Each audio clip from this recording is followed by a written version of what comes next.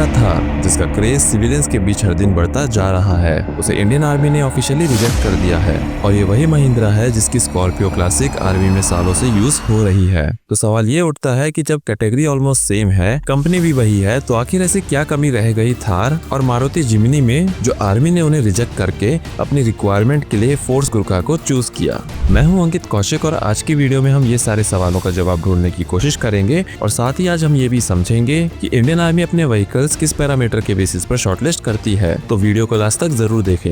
Indian army अपने vehicles को अलग अलग कैटेगरी में डिवाइड करती है, जैसे armoured combat vehicles, field transport vehicles, engineering and support vehicles और फिर आती है एक और कैटेगरी जो आज के डिस्कशन का मेन फोकस है, that is light utility vehicles, यानी वो व्हीकल्स जो day to day military operations के लिए फ्रंट लाइन पे यूज होते हैं। अब इंडियन आर्मी ने थार और जिम्नी को रिजेक्ट करके फोर्स गुरखा को शॉर्टलिस्ट क्यों किया, ये तो हम समझने की कोशिश करेंगे ही, पर साथ में हम आज ये भी देखने वाले हैं कि इंडियन आर्मी अपने लिए व्हीकल्स को सिलेक्ट करते वक्त किस पैरामीटर को कंसिडर करती है। टेरेन सुटेबिलिटी सबसे पहला क्राइटेरिया होता है टेरेन यूज। जिस जगह पे व्हीकल्स को यूज करना है उस एनवायरनमेंट के हिसाब से व्हीकल्स का सिलेक्शन होता है। अगर व्हीकल्स को एक्सट्रीम कोल्ड रीजन में डिप्लॉय करना हो, जहाँ स्नो काफी ज्यादा पड़ती है और नेगेटिव टेम्परेचर होता है, तो वहाँ चाहिए एक light weight petrol engine vehicle, क्योंकि डीजल वहाँ जम जाएगा पर पेट्रोल नहीं। इसलिए ऐसे रीजन के लिए इंडियन आर्मी जिप्सी या जिम्नी जैसे व्हीकल्स को कंसीडर करती है। लेकिन अगर बात हो रॉकी और हाई एल्टीट्यूड टेरेन की, जहाँ शार्प क्लाइम्स और स्टीप स्लोप्स होते हैं, तो वहाँ चाहिए एक diesel engine vehicle with high torque, जैसे टाटा सफारी स्ट्रोम या स्कॉर्पियो क्लासिक। पेलोड कैपेसिटी दूसरा क्राइटेरिया होता है पेलोड, यानी गाड़ी कितना सामान ले जा सकती है। जिम्नी जैसे व्हीकल्स GS 500 कैटेगरी में आते हैं, वहीं सफारी स्ट्रोम जैसे व्हीकल्स GS 800 कैटेगरी में आते हैं और उसके ऊपर के लेवल्स पे ट्रक्स, फील्ड कैरियर्स एक्सेट्रा होते हैं। पर यहाँ पर फोर्स गुरखा क्लियरली डोमिनेट करती है with exceptionally good 1050 kg payload capacity, यानी एक से ज्यादा जवान, हैवी एम्यूनेशन और एसेंशियल सप्लाईज को एक ही ट्रिप में ट्रांसपोर्ट किया जा सकता है।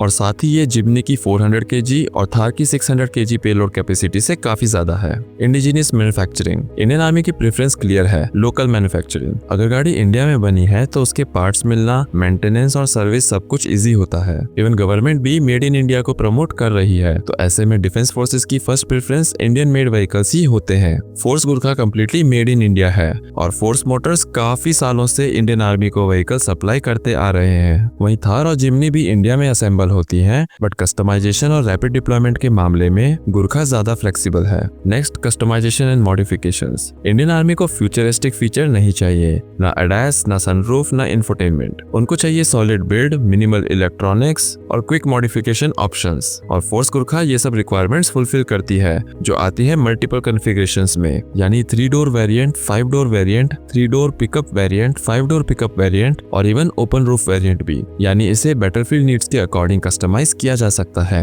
वहीं थार 3 एंड 5 डोर और जिम्नी बस 5 डोर कॉन्फ़िगरेशन में आती है। Extreme testing and proven reliability. Army किसी भी व्हीकल को सिलेक्ट करने से पहले उसका एक्सट्रीम टेरेन टेस्टिंग करती है और गुरखा का 2.6 litre OM 616 diesel engine Indian army के लिए 30 से 40 साल से ट्राइड एंड टेस्टेड है। वही इंजन आज भी मॉडिफाई करके यूज हो रहा है और फोर्स मोटर्स के पास इंजन के मेंटेनेंस और रिप्लेसमेंट का पूरा इंफ्रा ऑलरेडी रेडी है। Why not Thar and Jimny? अब सवाल उठता है थार और जिम्नी क्यों नहीं? देखिए, थार सिर्फ 3 डोर या अभी नए 5 डोर वर्जन में आती है, जिम्नी भी सिर्फ 5 डोर वेरिएंट में आती है, लेकिन गुरखा का हर वेरिएंट अवेलेबल है, including pickup and roofless model. Gurkha के इंजन पावर भी ज्यादा है, जहां थार 130 हॉर्स पावर और जिम्नी 115 हॉर्स पावर के साथ आती है, वहीं गुरखा का इंजन 140 हॉर्स पावर प्रोड्यूस कर सकता है।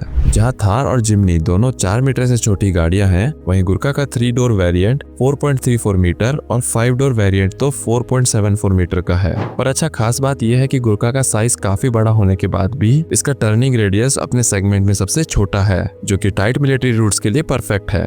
अब अगर वाटर वेडिंग कैपेसिटी की बात करें तो थार का 650 mm और जिम्नी की वाटर वेडिंग कैपेसिटी बस 300 to 400 mm है, जो कि गुरखा के 700 mm से काफी कम है। और प्रॉपर स्नॉर्कल के साथ तो गुरखा का water wedding capacity 800 mm plus चले जाता है। Towing and strength. गुरखा का पेलोड तो ज्यादा है ही, लेकिन टोइंग कैपेसिटी भी अनमैच्ड है, जहाँ जिम्नी की 500 और थार की 750 टोइंग टोइंग कैपेसिटी है, वहीं गुरखा की टोइंग कैपेसिटी है 3000 kg। यानी गुरखा लिटरली एक ट्रक खींचने की पावर रखती है। और इंडियन आर्मी ने इन्हीं सब फैक्टर को कंसीडर किया है, reliability, payload, engine familiarity, local manufacturing, customisation और रजड परफॉर्मेंस। और इसी कारण से इंडियन आर्मी ने फोर्स मोटर्स को ऑलमोस्ट 3000 यूनिट्स का ऑर्डर दे दिया है, जो आगे जाके एक्सपेंड भी हो सकता है। बाकी आप बताइए, आपके हिसाब से इंडियन आर्मी के लिए बेस्ट व्हीकल कौन सा होता, थार, जिम्नी या फिर फोर्स गुरखा ने सच में सबको पीछे छोड़ दिया है? अपनी राय कमेंट सेक्शन में जरूर बताएं। मिलते हैं अगली वीडियो में एक नए और इंटरेस्टिंग टॉपिक के साथ। जय हिंद।